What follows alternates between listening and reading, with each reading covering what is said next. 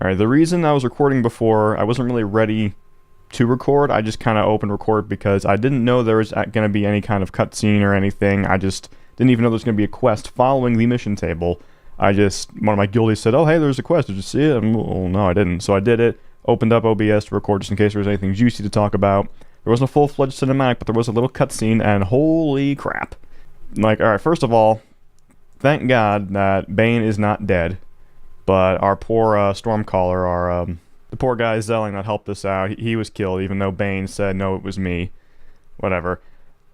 Holy crap, dude. Like, the Horde is losing its honor one member at a time.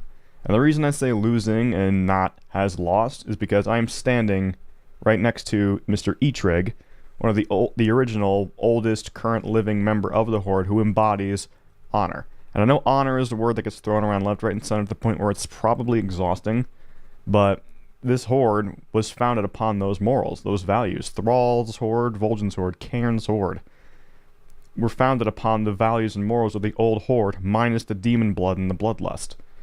And to see Baine get arrested, you know, Saurfang still being out there, Eitrigg not really doing anything to speak up because he knows there's really not much he can do, it's really disheartening. And I know there's a lot of people who are on Sylvanas' side. They want her vision of an honorless Horde. You know, damn, the honor means nothing to a corpse. And you guys don't see yet that she doesn't give a damn about any of you. She's just going to use you all as puppets, and everyone can serve her in undeath, and she'll be happy that way. But anyway, not what I'm here to talk about today. Although, actually, yeah, maybe a little bit. Because even Baine said it. He says, we're all just puppets in your game. He's like, you know what? I'm being arrested. You know, I defied her. She knows it now. It's time to really tell her how I feel. It's like, we're all just pawns in your game. You're leading the Horde to a bad place. You are going to destroy this Horde. Saurfang said it to Anduin when Anduin visited him in the stockades in that beautiful cinematic they revealed at BlizzCon, that she is destroying their Horde. And it's not just their Horde, it's the Horde's Horde. And there's a lot of members of the Horde who are bothered. I think most of the Orcs, Tauren, and Trolls, not all, but most, are on the side of honor. Blood Elves are kind of there for convenience, honestly. Like, I think Lorthmar, I don't have any direct quotes to pull right now, but, like, I bet Lorthmar's thoughts are, like, yeah, she's helped us out a lot, but she's not exactly been nice about it. Like, Sylvanas has threatened multiple times with the drop of a hat to withdraw all Forsaken support to the Blood Elves if they didn't do exactly what she said, even though they were still recovering from the events of, like, the Burning Crusade. So they're not exactly on great grounds here. He doesn't exactly love Sylvanas. I think some of his you click on him, some of his dialogue options say some unfavorable things. I'm pretty sure. Someone correct me if I'm wrong there.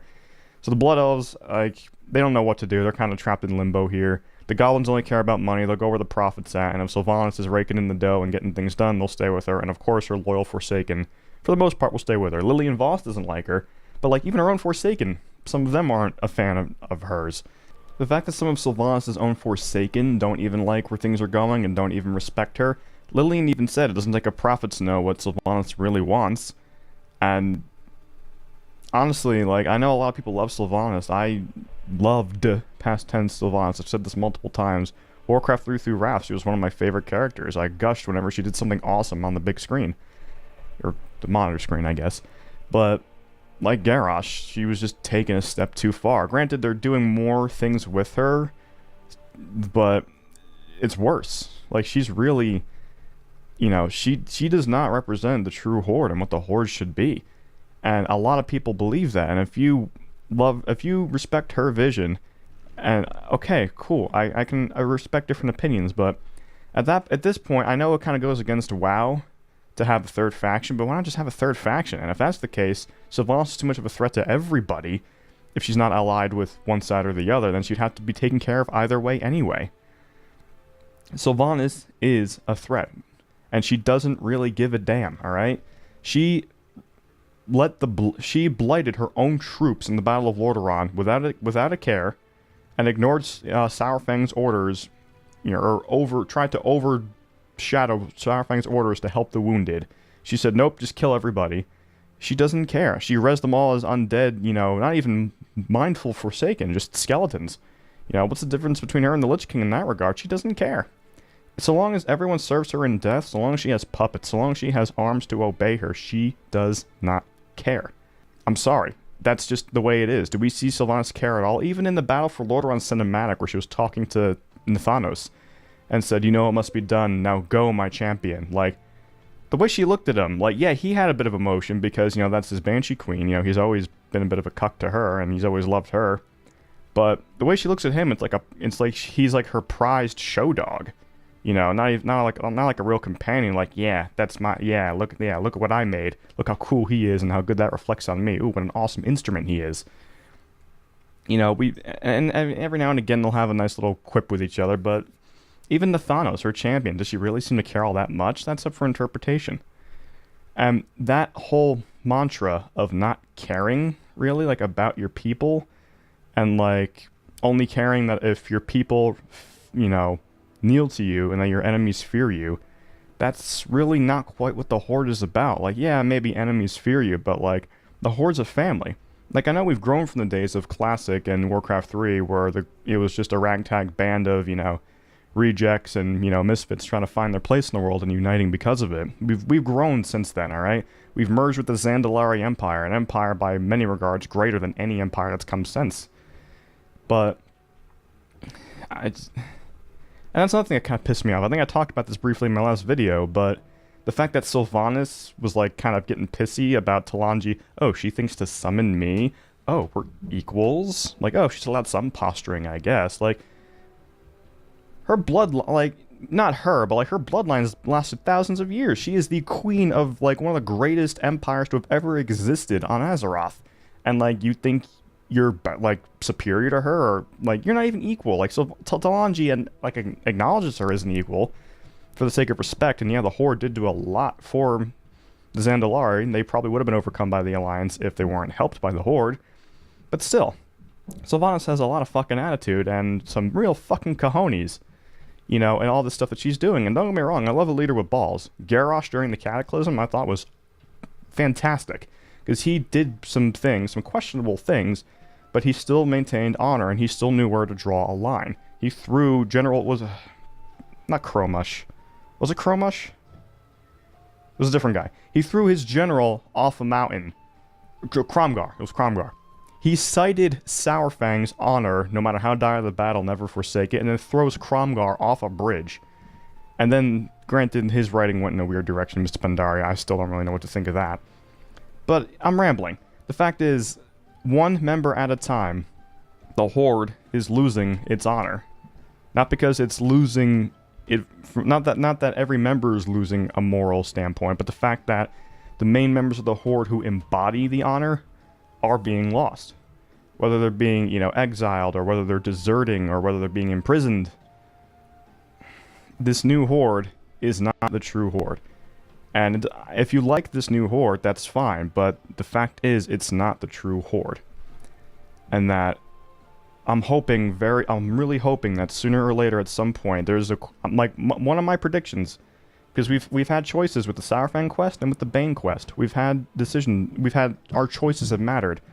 We've had so many footsteps above me. They picked right now when I'm recording to make a bunch of noise. I'm really hoping there will be an option in the questing to release Baine from prison, or maybe he breaks out, and we'll have the choice to either aid him or report him, and Sylvanas will find out, but too late, he's already gone. And I'm hoping he'll rendezvous with Saurfang, and, like, we'll have the option to follow them in some way. Like, I know the Hordes need to remain under the Horde, you know, from a gameplay and faction, you know, perspective.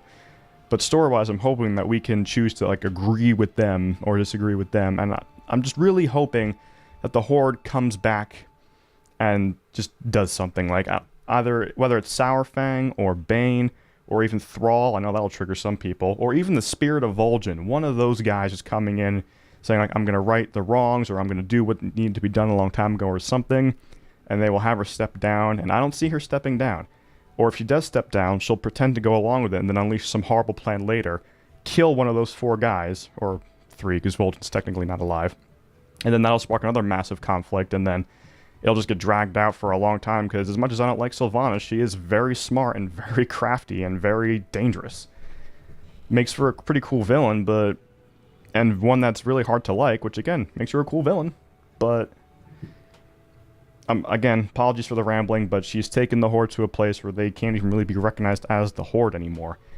And even Jaina recognizes that what the Horde used to stand for actually had something to it. Like her and Thrall haven't really been friends for a while because their relationship has been really stressed, especially with the events of Garrosh. But through Thrall and, you know, Baine especially, she's seen that the Horde isn't all what this new Horde is about. That if it was up to them, they wouldn't be mindlessly fighting. You know, we wage war while the Earth Mother dies, says Baine. I used to think we were fighting for peace, but now we're just fighting, says Anduin.